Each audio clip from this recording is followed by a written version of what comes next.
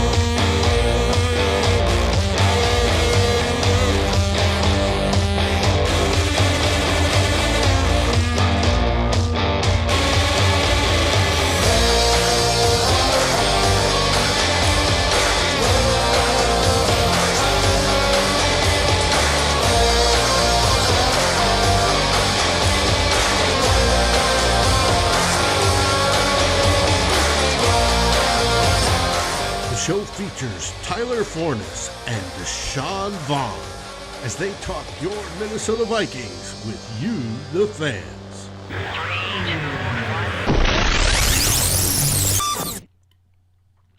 You are looking live. Welcome back to another episode of CTP Mondays. We have Mary in the chat. Viking Jerome is back with us, and we have Steven in from Australia. Well, in case you forgot, my name is Tyler Fornes. I'm your co-host on the show today. We have our trusty producer, Dave, in the bottom right corner of your screen. And we have my co-host, Deshawn, just above him. Gentlemen, we're on a 2-game winning streak. We just beat the Green Bay Rotten Cheeseheads from across the border. How are we feeling today? I feel great, man. Listen, we beat the Cheeseheads, and we were, like, sipping on some saltiness on Twitter, man. Their Twitter feed is salty as hell after that game. Everybody, like Aaron Nagler, that guy. I never seen someone so salty in my life. Just tweet after tweet. It was a good win. Yeah. That was such a good win. That was like the feel good win. Like, it was close. We probably should have lost. Kirk threw a couple, but hey, we came away with it, and that's the season turning win right there. It absolutely is. And I think one of the big things that we're going to talk about here today is that aggressive mindset, which, let's be honest, it has been inconsistent at best over the course of the season. But they really pulled it together, and I think we're going to talk a lot in depth about it. Deshawn, we have a lot of things that we can start with today because we have a lot to get to. Where do you want to start here? Because we have a lot of different elements we can get to. We can talk about the aggressiveness, Kirk Cousins, the defense. We have our players of the game. Let's figure out how to steer the ship. Where do you want to go? I think we have to talk about the aggressiveness because now it's been 2 weeks in a row.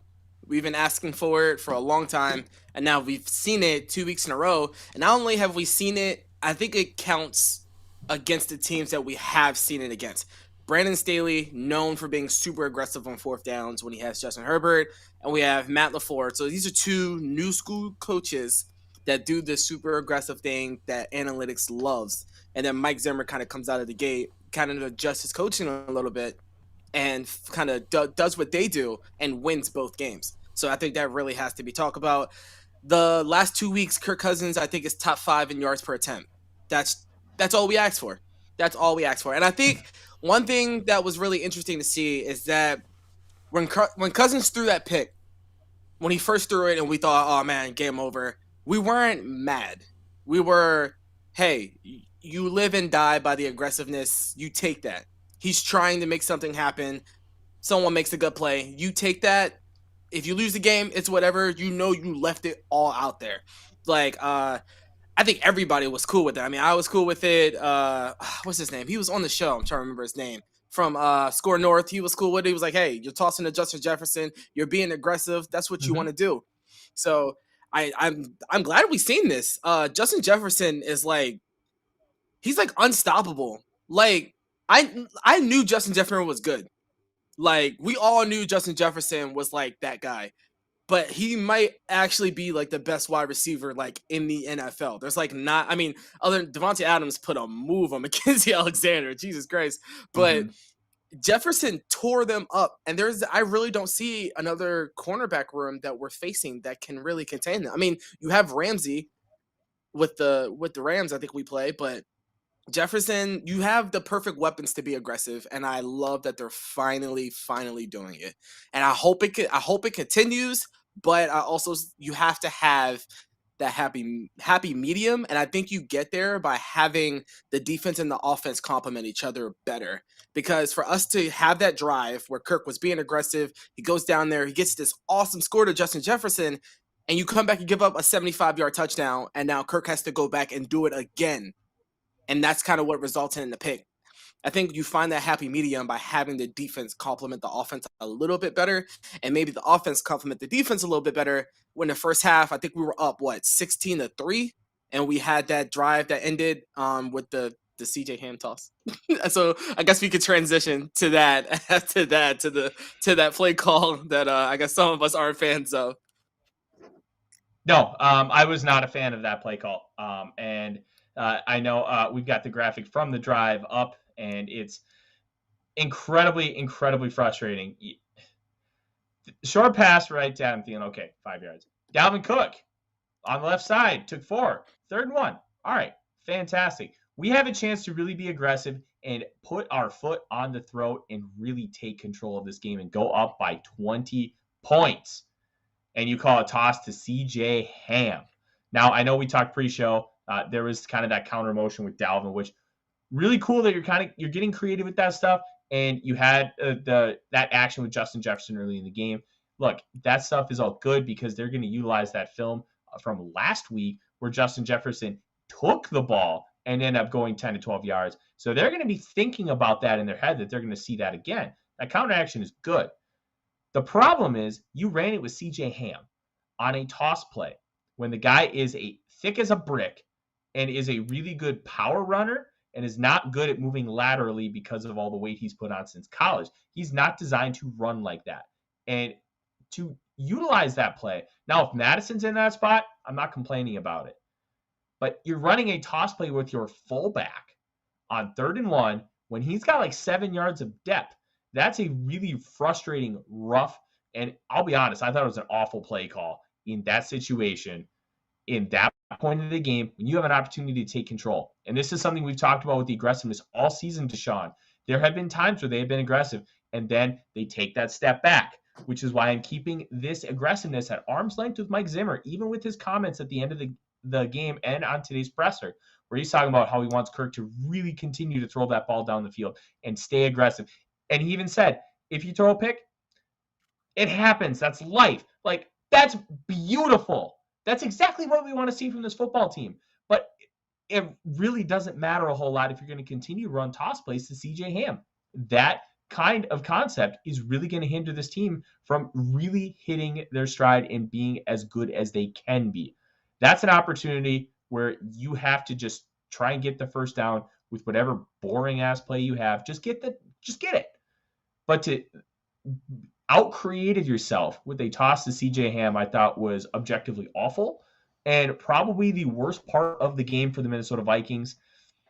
Luckily, they were able to overcome it, but I guarantee you, if they ended up losing that football game, to me, that's a big turning point that allowed the Packers to get back in it and bring the game within one score. Yeah, and I agree with you to a point. I didn't mind the play call because of the counter motion that you mentioned. If I'm playing defense and I see Dalvin Cook go one way, I'm going to follow Dalvin Cook. I think the Packers just made a really good play. Their defensive line, it was a really back and forth battle between our offensive line and defensive line, but their defensive line won a little bit more than I was expecting them to. But like you said, that drive right there is the difference between good teams and great teams. That drive right there is because if we score on that drive, this game is probably never really close. Like, we put the Packers away and we stomp on an 8-2 team. Like, that's the difference between finishing the game 34-1 or putting your foot on their neck and probably finishing this game up 15 or 16 points. That's the difference between being the 7th seed or maybe being the 2nd seed. So I wasn't super mad at the play call because I didn't see it coming. I had no idea what they were going to do. And I guess when I see stuff like that from Clint Kubiak, where we're kind of asking him to be more creative, it's almost like the aggressive thing that you ask for. If you're going to be aggressive and it doesn't work all the time, you live with it. But if you're going to be creative, sometimes it's not always going to work. Sometimes the defense makes a good play, or sometimes you maybe fouled away, or sometimes you modified it. Maybe next time they faked the toss and they handed him up the middle instead of him going laterally. If Kubiak is going to be, he's going to be creative. It's going to work most of the time because he has stars on offense, but I don't hate it because he called a lot of good plays that game, despite the offensive line not playing super well. So, I mean, you live and you learn. You go back, you watch film, you modify the play. Defense will watch film on that. You switch it up a little bit, and you'll probably catch the next team with what you were trying to do. I like a lot of what you said there, Deshawn, but the one thing I keep coming back to, and I'm a big process guy. If you continue to utilize good process, you will eventually achieve good results and you will stay consistent with those results.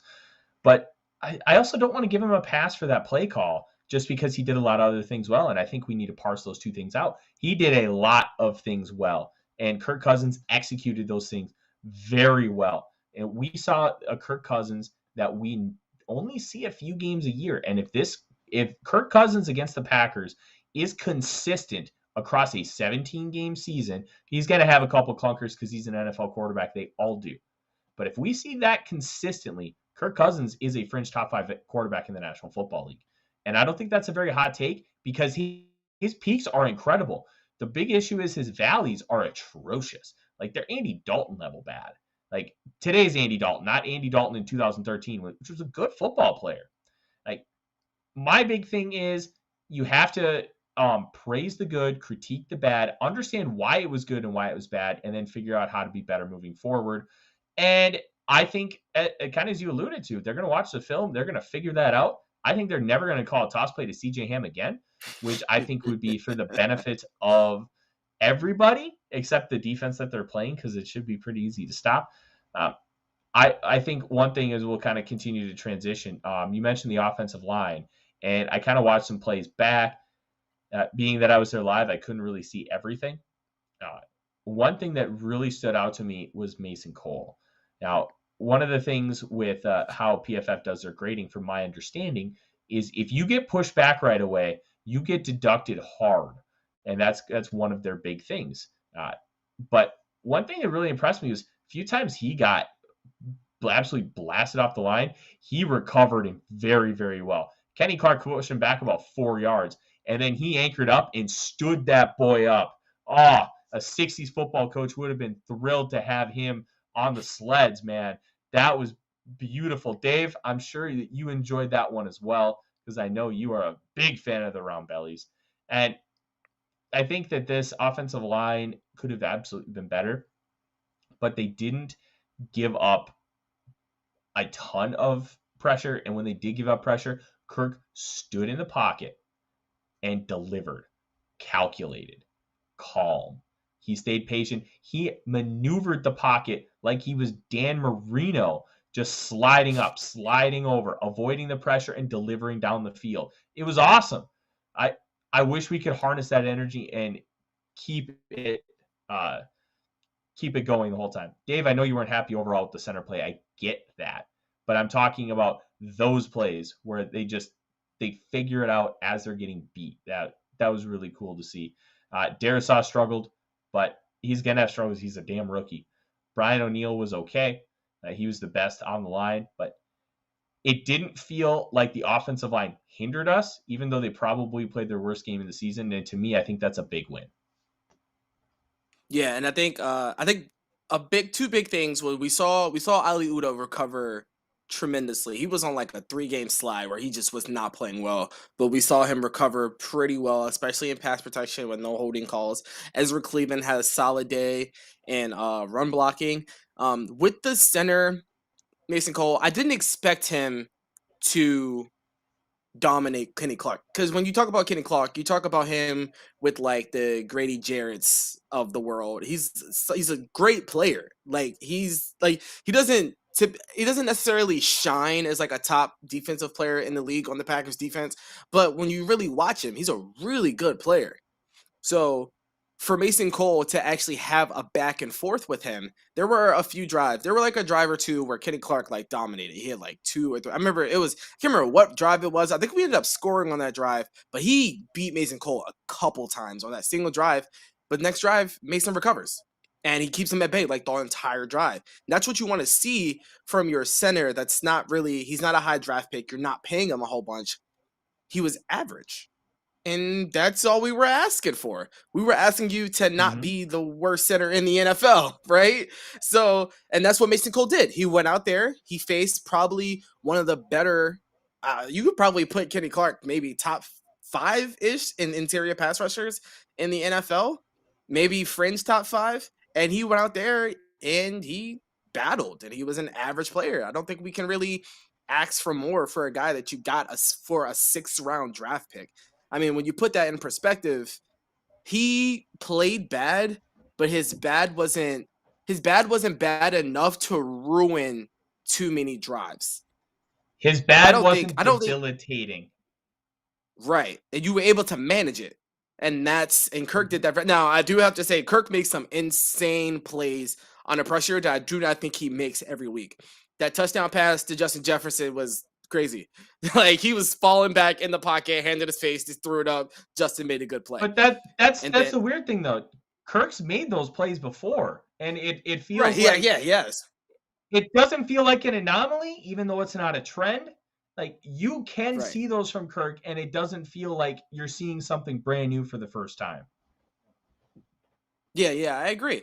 But we'll see. Obviously, you want to see your offensive line play better every week. I was especially disappointed in Darisaw, but like you said, rookie. He's a rookie. He missed all of training camp. You're gonna have games like that.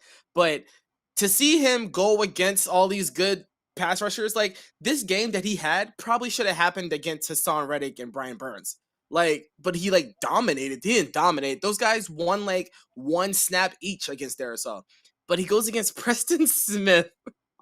Preston Smith, who's at best like a 3rd-tier pass rusher, and Preston Smith had like his best game of the season. But I do think Darisaw bounces back pretty well, so I'm not super worried about that. He was doing pretty good up until then. It's good to see Cleveland being steady. I think Cleveland doesn't get enough credit for being like this even keel. I mean, he's not like Zach Martin or whatever, but he's like super steady. He like doesn't drop too far, doesn't get too high. Made a great block on the goal line for the touchdown. And then if we can get Ali Udo to stop fluctuating a little bit, and then we can have some solid play. And all we really need for a playoff run is to be solid on the offensive line. We need to not be awful, and I feel like we're inching closer to that every game, because this was a bad game for the offensive line, but we still scored 34 points. This wasn't like 2018. This wasn't 2020. where the offensive line stopped you from scoring points. This wasn't that kind of game, and that's encouraging for the future because you're only going to get better. This was like a really bad game, and we've had much better games than this season. So from here, you're going to see the team get better as we start to face teams like the 49ers and Nick Bosa. We got to face TJ Watt and Cam Hayward, who's playing out of his mind. And then we have to face, we got 49ers, Steelers. Oh, and then we play Lions again. But I said that first time, and then we almost lost. So we'll see what happens. Hey, and we also have the Bears 2 times without Khalil Mack, who was placed on injured reserve with a season-ending foot injury. So there are going to be some tough battles out there. Not looking good.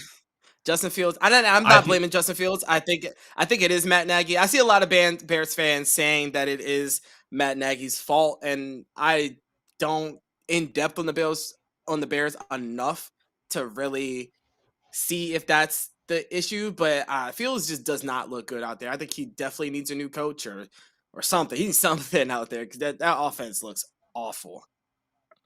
No, it really does look awful, and I think there are many reasons for it. One of them is the offensive line is way worse than ours. It's just really, really bad. And 2, the weapons have not been good. Allen Robinson, I believe, is now out for the season as well, which is really rough for Justin Fields. But everything's bad in Chicago. But we are not here to talk about the Chicago Bears, at least not yet. We are still talking Minnesota Vikings, and let's transition to the defensive side of the football, Deshawn. And I want to hear you go off on this guy because he was fantastic. From a live football perspective, the best defensive line on the day was Armond Watts, and I know you have been pumping this guy out for a long time. On the broadcast side, how did Armond Watts look? Was he as good as I thought? Listen, this is my guy. This is my guy right here. Armond Watts, James Lynch. Those were my 2 guys. And Armond Watts showed out, man. He was all in. It came off. He did settle in a little bit second half, and was Aaron Rodgers was doing Hall of Fame stuff, so I don't really blame that. And Mike Zimmer did say that it was kind of his fault because he said he switched up what they were doing, and that you can kind of see it. The pressure wasn't there. But in the first half, he was giving the Packers line all kinds of trouble. He was slicing. He was using power. He improved in run defense. He was playing some great run defense, him and James Lynch, both of them. And you're just seeing him progress every week, every single week, to the point where we almost don't need Michael Pierce, which is kind of wild.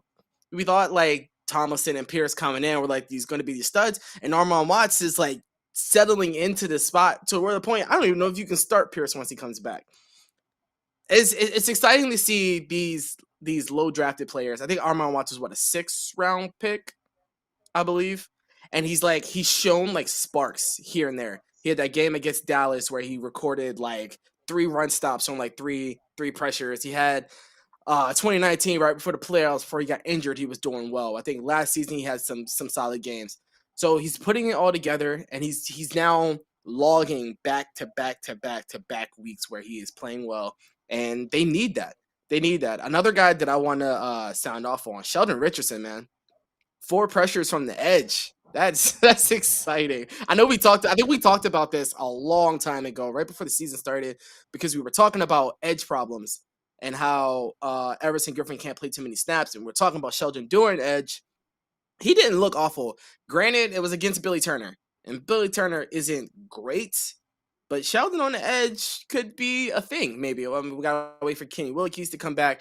But I'm glad to see our pass rush isn't completely dead with Danielle Hunter gone.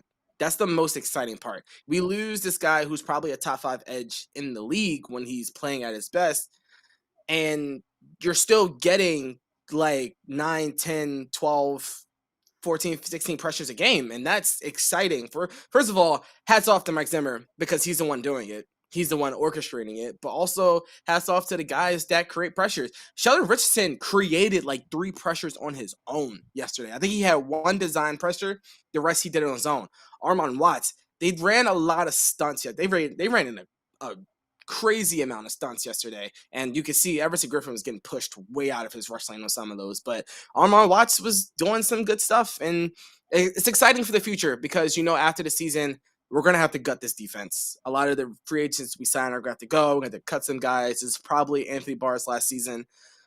It's nice to have guys who are going to be cheap and going to be around for a while. And I think you have to start to look at Armond Watts as, that starting guy, even when Pierce comes back into next season. I would have liked to see Cam Bynum play a little bit more. I feel like Zim kind of set Xavier Woods up to fail when he put him in that situation so many times. I mean, you don't see. I mean, he sent an all-out blitz on first down, but you left Xavier Rhodes on MVS, who's like one of the faster receivers in the NFL. I mean, he's going to get burnt. I mean, that outlook sometimes. So, kind of disappointed we didn't see Cam. I think he played only like 4 or 5 snaps. Maybe they'll rotate that a little more. Cam Dantzler is also playing a lot better. I mean, Breeland showed out, which is kind of surprising. I really thought Aaron Rodgers was gonna pick on Bashar Breeland, but he was playing well. So the defense is kind of coming around at the perfect time. Like, obviously, yeah, we gave up 31 points. I mean, Aaron Rodgers kind of went like into like this God mode in the second half. He was like not going to get blown out. But Patrick Peterson coming back, having a solid game. He was kind of following Adams sometimes. And it's encouraging. I think that's like the word to use is that, yes, the Packers scored 31 points, but at the end of the day, we gave the offense a chance to win. Mike Zimmer, again, was kind of having the quarterback confused in the first half. This is like the fourth or fifth week in a row where Zimmer comes out in the first half and the quarterback is just completely stunned, confused, has like no clue what to do. This week, I don't think it was as much that they had, as Rodgers had no idea what to do. Outside of a couple blown coverages early, he had nowhere to go with the football. The coverage on the back end was fantastic. The Vikings did a really good job of utilizing space well. And the reason why Rodgers checked it down a lot is because there was nobody open. Like, obviously, Xavier Woods had an awful football game, 156 yards allowed and 2 touchdowns. But they did a really good job early of holding the Packers to not getting big plays. There's that initial crosser to Devontae Adams, which I don't know whose responsibility it was. If it was Eric Kendricks, who was in the middle, if he was supposed to carry him across. But on the right side, I think it was Bashar Breeland who carried the receiver deep instead of settling down in the flat, which would have made sense for him to stay in the flat because of Adams crossing. But it was a really, really weird play, blown coverages happen. You live, you learn, you move on, and you try not to do it again. Outside of that, they did a really good job of just keeping everything in front of them. Almost like a prevent defense, but it wasn't a prevent defense. They just did a really good job of eliminating a lot of the deep stuff. And then the one play we got to talk about, the Marquez Valdes-Scantling touchdown. The Vikings sent a 0 blitz on first down, and the Packers whipped it in the butt. Like, I don't understand what Mike Zimmer is doing. I don't hate that play call. I don't hate it. You're playing an aggressive. Rodgers is heating up. He's playing aggressive. You're playing aggressive across all boards, and you're trying to shut this drive down early. Unfortunately, Aaron Rodgers is a Hall of Famer. It was a little overly aggressive. It wasn't the aggressiveness. I think the aggressiveness is good. Zimmer is one of the most creative blitzers in all of football. It was how he went about it, and running a 0 blitz on first down. Like, I'm all for aggressive, but you probably should have been a little bit more calculated than that. Try and run an overload on one side. You have Elgton Jenkins, who unfortunately is now out for the year for the Green Bay Packers, tore his ACL on Sunday. Try and run some kind of overload where you're getting offensive linemen, running backs thinking about who they need to block. Last week, Cam Bynum had that nice safety where basically the A and the B gap to shoot through, and he picked the A gap and ended up getting the sack real easily. Why not try and create something where you're getting an overload instead of just running a 0 blitz? Like, obviously, we're not able to understand what the play call specific are and kind of what they're trying to do and what they had seen leading up to it. But from my perspective, it seemed like a really poor choice of aggressiveness to run a 0 blitz on that first down. And you have Xavier Woods, who's responsible for carrying MVS across the field when Woods has been getting cooked all game. It felt like a really poor use of aggression. And I think for me, that's the issue rather than being aggressive. Yeah, I mean, I didn't hate it. I think you have Aaron Rodgers, and I can't remember what the score was, but what was the score? They tied it with that touchdown, right? Yeah, it was 31-24 before the touchdown, and then they tied the game. You have Aaron Rodgers, who's now scored. I think they had scored on 3 drives in a row or 2 drives in a row before that. You have Aaron Rodgers. He's in his Hall of Fame mode. He's out there putting together probably one of his best games to get the Vikings that he's had in a few years, maybe. I mean, I don't hate going after him, trying to end this drive early before it starts, get them behind the chains. I don't hate it. I mean, you trust your guy to not get burnt for 75 yards in 5 seconds, but it happened. The Packers did. I mean, I think I'm more willing to give more credit to the Packers than discredit the call, because the Packers did a really good job of picking up that blitz. The Packers did a fantastic job of picking up that blitz, which I honestly didn't think they were going to, but they did. And because they were able to do that, the ball was wide open. Aaron Rodgers held it long enough. He hit his guy. He scored a touchdown. Now, I do get you can play conservative, but Aaron Rodgers has been lighting you up for 3 drives. So it's like you have to take a chance at some point. I do agree that it was probably a little over conservative when he's been trying to hit MVS the entire game. Like he's almost to the point where he's forcing it to him.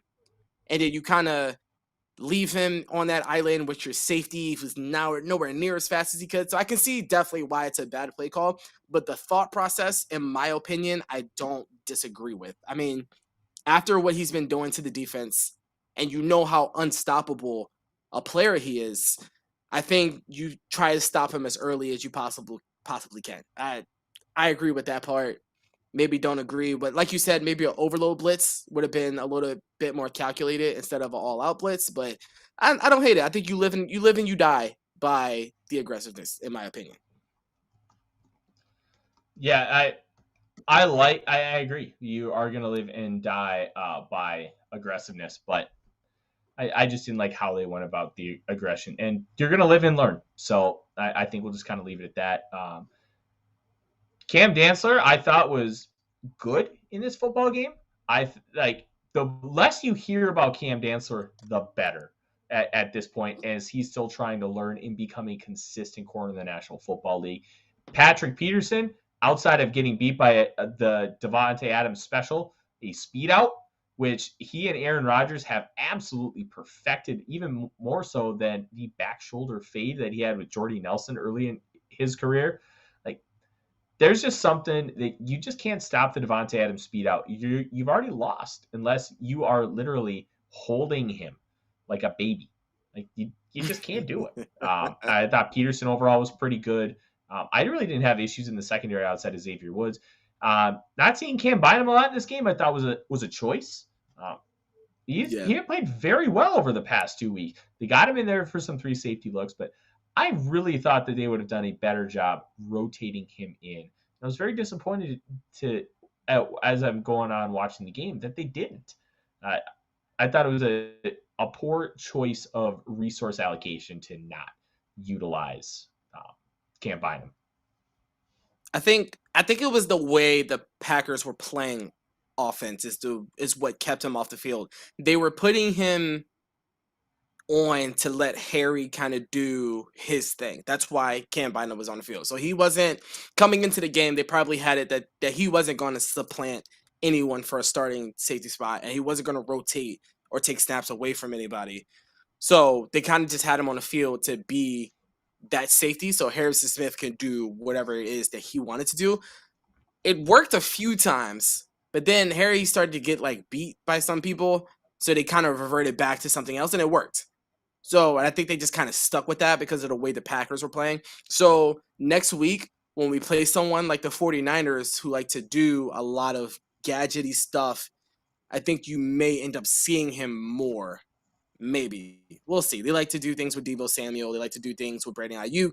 And then you have George Kittle, who's like one of the best tight ends in the league, and he's been kind of heating up lately too.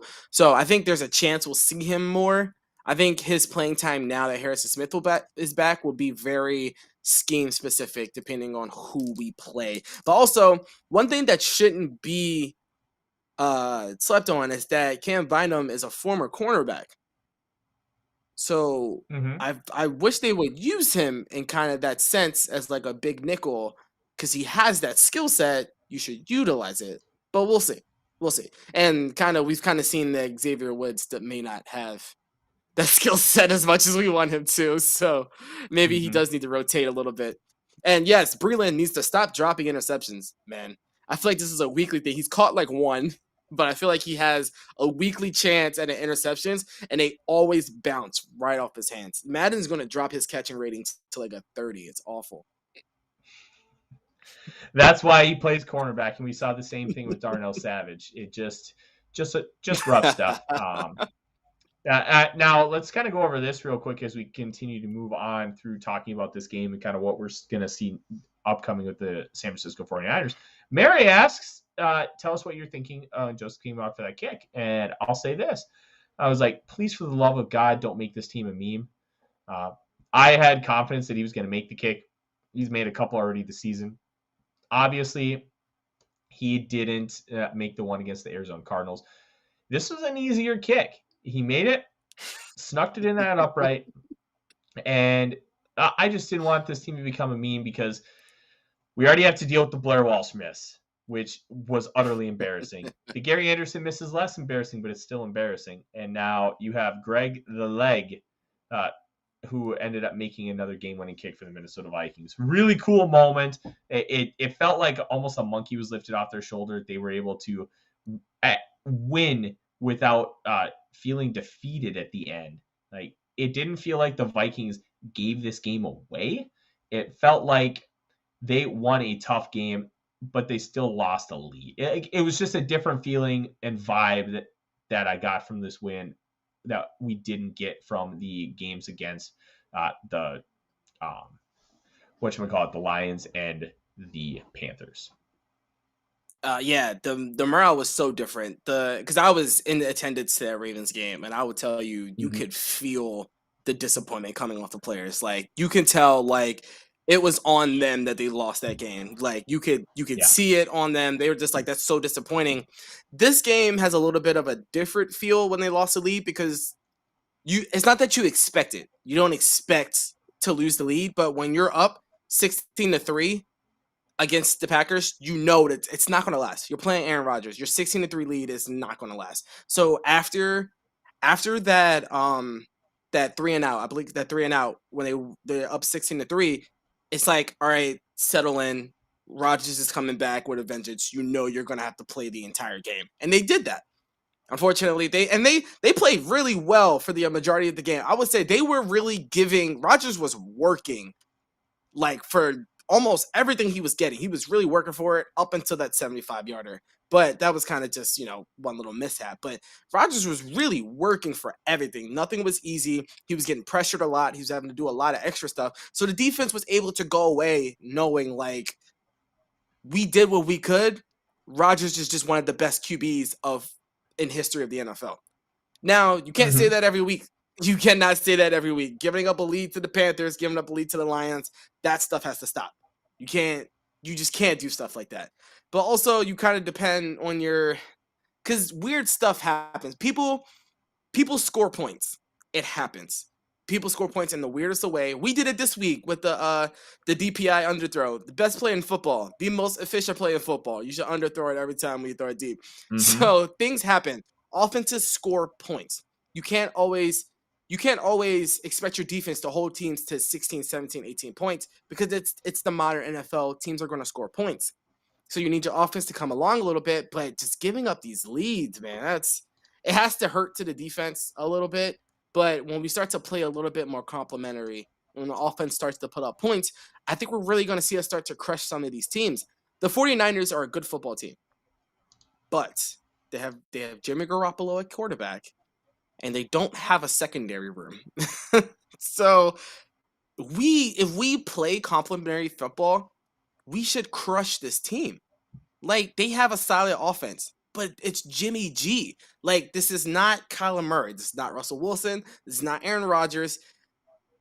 We should destroy them, honestly, with that performance that we did yesterday. The only thing that I am asking for is consistency from that performance. you're up here. Don't come back down here because you're playing the 49ers now. Like, don't repeat a Panthers performance. Don't repeat a Lions performance. You went out against the number 1 seed in the NFC, potential Super Bowl contender, and you beat them. You went toe-to-toe with Aaron Rodgers, with Kirk Cousins, and you beat them. And now you're going to go play the 49ers. Let's not do some weird stuff and start to mess up and start to throw short and give up sacks and some weird stuff. That's the one thing that I ask for, is to not play down to your competition.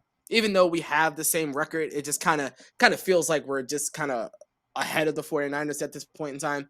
And that's just like the one thing that I'm kind of looking forward to, is can this team keep this up, keep this level of play up? They've done it 2 weeks in a row against 2 pretty good teams. The Chargers just put it to the Steelers. I mean, it turned into a pretty good game, but the Chargers just put it to the Steelers. Put up, 40-something points? And we held them to 20-something? And then the Packers is out here I think they beat the Cardinals and they beat the Chiefs. And, I mean, weird games, but they beat those teams. So now, consistency is what we're asking for from here on out. Because you get that consistency, nobody wants to play the Vikings in the playoffs. Yeah. Hey, look at me. I'm about to be optimistic. I agree, man. Like, consistency has always been the big thing with this team. If you're consistent in what you do yesterday, last Sunday, this team is a very, very good football team. But the problem is they don't stay consistent. They don't even stay consistent week to week. They don't stay consistent throughout the game. And like that end of the half, when they had the chance to put the foot on the throat, they chose to run a toss to CJ Ham. But there's a couple questions in the chat that I really want us to get to before we get to our players of the game. Chris Thompson, really good friend of mine. Chris, really appreciate you tuning into the show tonight. What are your thoughts on the Vikings playing for a field goal? We're not talking just going up to the 2-minute warning. A field goal wins the football game hands down. They drove the football down. They got in smart position. I have zero issues. That was such a good drive. We didn't talk about that yet. That drive was fantastic. Yeah. Like, I mean, outside of the interception, of course, the first play interception, he drops it. But after that drive was so good. Like, that's probably one of the best drives of the season. I think they got that ball with 4 minutes left, because the Packers scored in 12 seconds. Oh, they got it with 2:08 left. Oh, yep. Okay. Yeah. All right. But to get down there, use the timeouts, actually pick up first downs, do some good stuff. That was good, man. That was a good drive. We don't see the Vikings do drives like that. I mean, we've seen it with the Lions, but that was a 30-second thing. This was a long, drawn-out drives. Packers got timeouts. You take those timeouts away. You get it down there, and you leave Aaron Rodgers on the sideline. That was the most important thing. I've seen Aaron Rodgers come back and win games with 20 seconds left.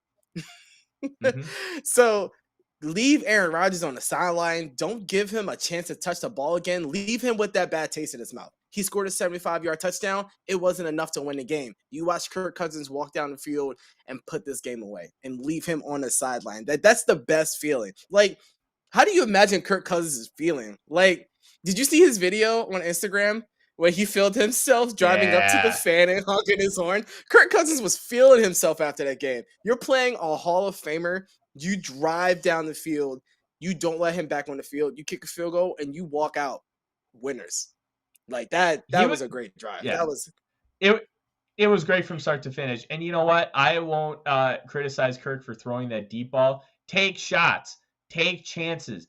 Trust that Justin Jefferson is going to come down the football. I've been beating that drum for weeks on weeks. You're going to throw an interception or two. And as long as it's not a blatantly dumb interception, like you have Justin Jefferson wide open and you blatantly leave it 10 yards short. Or you're trying to throw it directly into triple coverage. That was a good calculated shot into somewhat double coverage, but you had space to get Jefferson the ball. It wasn't the best throw in the world, but it ended up working out. You have to take those chances. After that, it was incredibly calculated and crisp. It was smooth transitions, really good play calling from Clint Kubiak. There was that Adam Thielen catch. I think they said it on Purple Daily today. It was somewhat like Minneapolis Miracle-esque. the way he caught the ball and then transitioned up Stayed the in field. bounds, And right? yeah, it just great stuff. And look at that art from our guy, Oof. Dave. Just beautiful stuff. Cook and Eric Stokes, a Vikings tradition since, well, yesterday. And I love the final drive. I thought it was fantastic. I tweeted about it after the game. Clint and Kirk deserve the most credit, in my opinion, for that game. And if it wasn't completely Clint with the play designs, the play calling, and the overall game plan on offense, whoever helped him, if it was Andrew Janoko, who has kind of been rumored to have been helping him, whoever it was, those people deserve all the credit for this game. Just awesome stuff, and we really needed to see that. One more question before we kind of move on. We have to talk about this, Deshawn. I'm sure you've seen it. From Joseph, did Paul Allen get harassed by a Green Bay coach at the end of the game before he went on for outside the lines? Now, for context, Paul Allen was apparently told, according to him, by a Green Bay coach who some have surmised was Matt LaFleur. We don't know that for 100% certainty, but I would not be surprised. Now, this coach, maybe Matt LaFleur, said, I hope you don't go on camera talking about anything good about the Vikes winning this game, insinuating that penalties were the deciding factor. I thought the officials were pretty good in this game. Were they perfect? No. Officials never are. I had no major qualms on either side. That you can pick out a couple plays where the Vikings got hosed or the Packers got hosed. You always can. But I felt that there's nothing egregious in this game where the refs were the cause of the outcome. They did not affect the outcome. The players did. So Paul Allen goes on to say, he talks about hey, I'm going to give credit to Green Bay. They came in with a lot of injuries. They fought hard and they played a good football game. But at the end of the day, I hope Green Bay Packers lose every freaking game the rest of the season, and just tore them a new one. And it was beautiful. PA did say it was LaFleur, Dave. I watched it a few times. I didn't hear him directly say it was LaFleur. He did say it was Matt LaFleur. Okay. Well, Matt LaFleur, you are a coward. You're just like Aaron Nagler. Deshawn, I'm sure you've seen the video. What was your take on it? It's a little petty. It's a little petty. I mean, the refs were pretty even. Don't get me wrong. The Packers hold a lot. I think they actually I saw a video of a coach talking about how the Packers actually train an offensive lineman, and it's as close to holding as you can possibly get is what they do. So the Packers hold a lot. They just got called for it this game. It happens. It's not like the holdings weren't real. They just got called for it this game. The only questionable call against the Packers that I didn't really like was the false start. That was weird. I didn't really understand, but the ref basically told the guy, you can hear him over the mic say, I warned you. So it was something that he talked about pregame, and the player did it anyway, so it's the player's fault. But Everson Griffin literally lined up offside, so you got it back. So I don't understand what they're crying for. And then Darnell Savage didn't catch the ball. It sucks. It sucks. Don't get me, it's weird to see Packers fans, complaining because we've lived through this for the first 5 weeks of this year. How do they think we felt when Dalvin Cook fumbled? He didn't really fumble. It's literally it's almost like the exact same camera angle. You can't really see it. Oh, we're going to hold it up, but whatever. And then there was this one guy, I think Aaron Nagler, and I didn't even know who Aaron Nagler was before this, but this man has been all over Twitter, tagging the officiating. He's the guy is trying to say his knee was down, you don't have to complete the process of the catch. And we've been screwed by the refs before. I'm enjoying it right now. I love, sipping on Packers tears for a whole week. And we don't even play them again until January. So they have to sit with this bad taste for a long time. Oh, Aaron Nagler. Man, let's put it this way. We talk a lot about some people in Vikings media being only optimistic and only looking at things from one lens. Take that with Packers media, multiply by 50. And the Packers never do anything wrong. It's always somebody else's fault. that is Packers media and basically Aaron Nagler to a T. There can be a lot of good from it, but that's not who we are here. We are straight up objective and honest on pretty much everything. That's how we like to roll. So it's probably best that you hadn't heard about Nagler before today or yesterday, because man, that kind of thing is very normal. But we're done talking about Packers media. And Joseph, you were 100% right. Man, you guys are just killing it in the chat today. Quang, cheese tears? What a beautiful line. Hold, pack, hold. Cry, pack, cry. Quang, you are on one today, and I like it. Deshawn, let's get to our players of the game. We were talking about this a little bit pre-game. I'm going to let you go first. And who is your player of the game for today? All right. So I was going to go Armond because that's my guy. Love Armond Watts, man. It's just something about the players you liked from the beginning and then they start to thrive. But we got to give credit to Kirk Cousins, man. So I'm going to do a little bit of a 2-game player of the game. The last 2 weeks, I believe Kirk Cousins is like the second. He's top 5 in grade. He's like 3 in YPA. He's at this point of the season, he's the only quarterback in the NFL with 20 plus touchdowns and only 2 interceptions. I believe his 10.5 INT to touchdown ratio leads the NFL. If not, it's super close. Kirk Cousins has played great in back-to-back games. I love it. He's probably in running to win NFC Player of the Month. He is showing out, and when he's doing well, you just have to pump him up and hope that he continues to do it and doesn't lay another dud. I know it's coming. I just hope it's not in an important game. But these last 2 weeks, Kirk Cousins deserves it. 5 touchdowns, 0 interceptions, like 600 or 700 yards, completing like 67% of his passes. So Kirk has been great, and he's really improved in his intermediate game. That was something that was missing. Nick Olsen had a friend or a part of Climbing the Pocket. He highlighted that it was always short or deep with the Vikings. Oh, Wedley the Watts. I've jumped ship. I've moved. I found a new bandwagon. Hey, you know what? You can always count on Joseph to have a nice little Weatherly quip each and every week. But yeah. Oh man, I lost my train of thought. That was funny. All right, Kirk Cousins, he's a player. I forgot what I was about to say. All right. Well, let's kind of transition forward, and I will talk about my players of the game for the last 2 weeks. I don't really have a player of the game against the are they the Los Angeles Chargers? Yeah, they're the Los Angeles Chargers. My brain is fried, and they still think they're in San Diego because they still have the same amount of fans they did 3 years ago when they were there. But my player of the game is going to be Justin Jefferson, and I'm just going to kind of combine it for the last 2 weeks. Look, I've talked about it before, saying that Adam Thielen currently is a better wide receiver than Justin Jefferson. And that's not a slight on Justin Jefferson. That's more of a compliment on Adam Thielen with how good of a receiver he is. Over the last 2 weeks, I have seen a lot from Justin Jefferson to really get me to consider my position in a different light. Justin Jefferson was on another level. We haven't seen a receiver act like this since Randy Moss, and that's incredibly high praise. Stephon Diggs was really good and elite at the position. Adam Thielen was close to that level too. Sidney Rice had the 1 year with Brett Favre where he was incredible. Nobody's been an alpha like this since Randy Moss.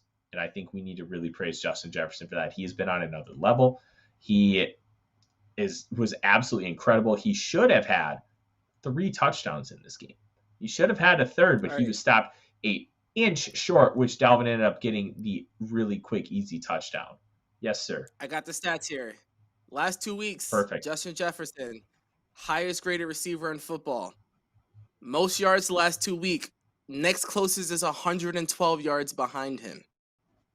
112. That's insane. He has 312 yards the last 2 weeks, 20 targets, 17 receptions, which is insane. 85% reception rate, which also is 4th in the NFL. His yards per catch, he is top 5, insane. Number 3, and he has 2 scores, which is also, I think, tied for Stephon Diggs has 3. Justin Jefferson is outpacing Stephon Diggs right now, which is not something that we thought when we drafted him. We thought we were just kind of drafting a replacement for Diggs. We've drafted someone that's potentially better than Stephon Diggs, which is no one thought that was going to happen. Like, teams don't draft that well. You don't trade away your star player, your disgruntled star player. You trade him away. You're kind of like in that situation. You're hoping to just cut your losses and maybe just start over. But you bring this player in, and as of right now, Justin Jefferson is the best wide receiver in the NFL. One of the most explosive offensive weapons. Guys aren't supposed to win 50-50 balls like that. Guys aren't supposed to be open like that. They're not supposed to do both. That's the insane part about Justin Jefferson. He does both extremely well. He gets open very easily, and he wins 50-50 balls almost better than anybody in the NFL. Like, it's getting to the point where Justin Jefferson is uncoverable. Like, it's getting to that point. Like, and that's an insane point to have your second year in the NFL. Like, this kid is phenomenal. Great stuff. I think it's really good that early in the season, he had a lot of drops. He had a lot of easy drops. It looked like he was almost in a sophomore slump, and he just came back, and now he is firing all cylinders. I think he's like, I didn't look at the KC game yet. I don't know. I'm not sure how well Tyreek Hill did, but I think Justin Jefferson is like now inching into that top 5. He's now outpacing Jamar Chase, who kind of put the burners on early in the season with those long touchdowns, but outpacing his LSU teammate. It's just, you can't say enough about Justin Jefferson. You really can't. It's just fantastic stuff. A great draft pick by this organization. I mean, that's one you like. This is one of the draft pick you hang your hat on. This is like, I drafted this guy. He's a franchise-altering wide receivers if those exist. I mean, you bring in another quarterback and he has a player like him. It's just, that's like a gift. You don't get that anywhere. I think we really got to take time to really appreciate how good Jefferson is. And also, 20 targets the last 2 weeks. Much better than 9. much better than 9. Deshawn, Absolutely. You got to target these guys. Flip and I discussed it last night. If Justin Jefferson continues on the trajectory he's at right now, he will be the best wide receiver the Vikings have ever had. And you are talking Ahmad Rashad. You are talking Gene Washington. You're talking Anthony Carter, Chris Carter, Jake Reed, of course, Randy Moss. And all those guys are Ring of Honor guys or Hall of Fame guys. And Justin Jefferson is playing better, quicker, faster. He's younger than all of them. If he keeps this up and keeps his nose clean, we have a true superstar to add to that wide receiver stable the Vikings have been known for. He is a gem. And finally, I love how Mike Zimmer is utilizing that and forcing the issue to get Cousins to throw to him to win the game. Yeah, absolutely. It's important. Yeah. I mean, I'll bite the bullet here. Beginning of the season, I was real big on Dalvin Cook being the focal point of the offense. I was completely wrong. 100% wrong. Justin is that guy, man. Justin is the Jefferson number one weapon. He is the number one weapon. He is by far the best player on the offense this season. And that's like special right there. Like, don't get me wrong. Dalvin Cook is special. Adam Thielen, great player. But JJ is like I want to say we tossed it generational around, and it's hard for a wide receiver to be generational nowadays because there are so many good wide receivers coming out of the draft. But it truly does not feel like that there is another receiver in the NFL right now, other than Cooper Kupp, who's playing out of his mind. Cooper is playing insane right now. Deebo Samuel too, but Justin Jefferson, he's just different. man, he does everything well, and it's just so hard to find in a wide receiver. I don't see any weakness in his game. Honestly, the only weakness for Justin Jefferson is even 20 targets might not be enough. I don't know. That's his only weakness. His weakness is that he's not getting the ball enough, maybe. I don't know. Throw it to him like 15 times a game. We need a Justin Jefferson ratio a la Mike Tice. But I think Justin Jefferson's a really big scouting lesson, too, especially as we transition to the NFL draft. A lot of people had him down because he wasn't really elite at any one thing, and he worked almost exclusively out of the slot in his most successful season, that incredible 2019 LSU team. But one big thing that you can learn from Justin Jefferson, two of them.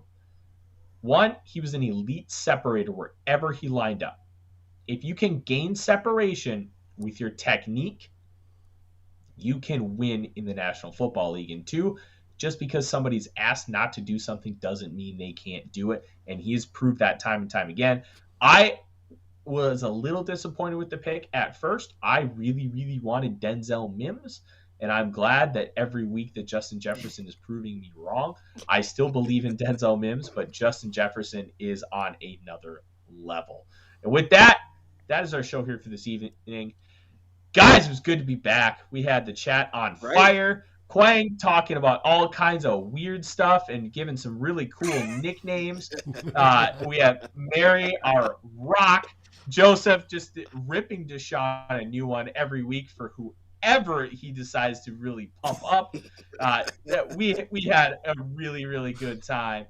With that, from our trusty producer Dave, from Deshawn, I am Tyler. Make sure you tune in every single night this week. We have In the Huddle tomorrow, 8 Central Time. We have Vikings Happy Hour at 8 Central. We have with a special guest. Who is the special guest? Are you allowed to share that? Yes. The special guest is Niner Beto. He runs Niner Sickness Report. It is a live broadcast done 7 days a week, much like Climbing the Pocket, where he is an absolute 49ers fan. He and I have been talking all season. He will join us for Vikings Happy Hour on Wednesday to talk the Niners and hopefully tell us that they expect the Vikings to come out with a victory on Sunday. There will be no Thursday show, however. No Vikings hot takes because of the American Thanksgiving holiday. That is correct. But we will be back Saturday with 2 all bloggers, and I believe that is a 4 Central tilt. Is that correct, Dave? That is correct. Perfect. Hey, there's going to be a lot coming up with Climbing the Pocket. And don't forget the final score, which starts at the 2-minute warning. We are the first post-game show. Then we are the ones that you want to tune to right away. And then we will let you go join the other great post-game shows, One Bar and Lupagus and Score North's Vikings Vent Line.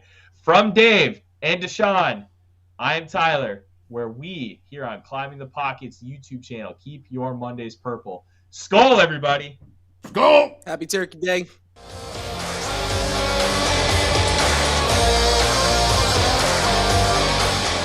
Thanks for watching. Like, subscribe, and ring the bell. And if you're listening on your favorite aggregator, make sure you rate us. And always feel free to join the conversation here at Climbing the Pocket.